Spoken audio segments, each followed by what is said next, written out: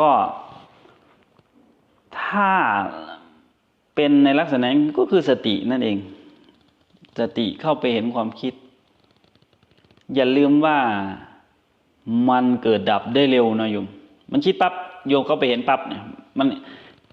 ในลักษณะที่เข้าไปเห็นปุ๊บอาการนั้นจะถูกแล้วจะดับลงไปขณะหนึ่งสังเกตดูนะอารมณ์ที่กำลังคิดนั้นเมื่อถูกความรู้โดยความตั้งใจรู้ปุ๊บอารมณ์มันจะดับปั๊บกลายเป็นรู้เห็นไหมกลายเป็นรู้นะนี่คือลักษณะของสติคิดรู้ว่าคิดบางทีก็สลับมารู้ลมบาง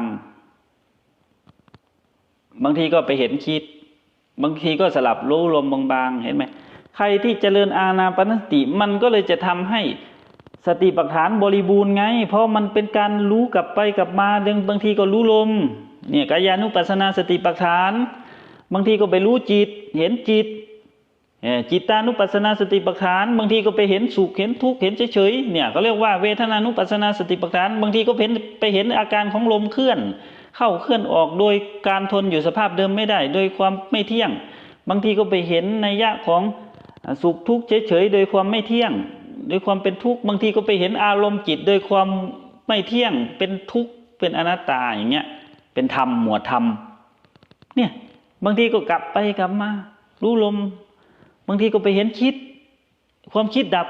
ก็มารู้ลมบางๆบางทีก็สุขขึ้นมาเนี่ยเห็นไหมถ้าเราสังเกตอยู่อย่างเงี้ยตั้งสติอยู่อย่างเงี้ยนั่นแหละการที่โยมเห็นโดยรอบทั้งบางทีก็เห็นลมบางทีก็เห็นสุขบางทีก็เห็น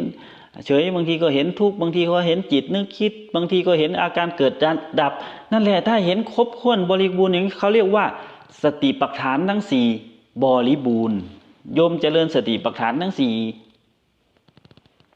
เห็นไหมเจริญสติปัฏฐานทั้งสี่นั่นน่ะทำไมอานาปานสติมันจึงเป็นที่รวมลงของสติปัฏฐานก็เพราะว่าอย่างนี้แหละมันไม่ได้อยู่กับลมเสมอนะสังเกตดูเราอยู่กับลมบางทีมันเคลื่อนไปคิดก็รู้แล้วก็ดับกลับมาอยู่กับลมอีกบางทีมันเกิดความสุขขึ้นมาก็รู้ความสุขแล้วก็สลับกันไปสลับกันมากับความสุขสลับกันไปสลับกันมากับความสุขเนี่ยตัวรู้เนี่ยมันจะเป็นอย่างนั้น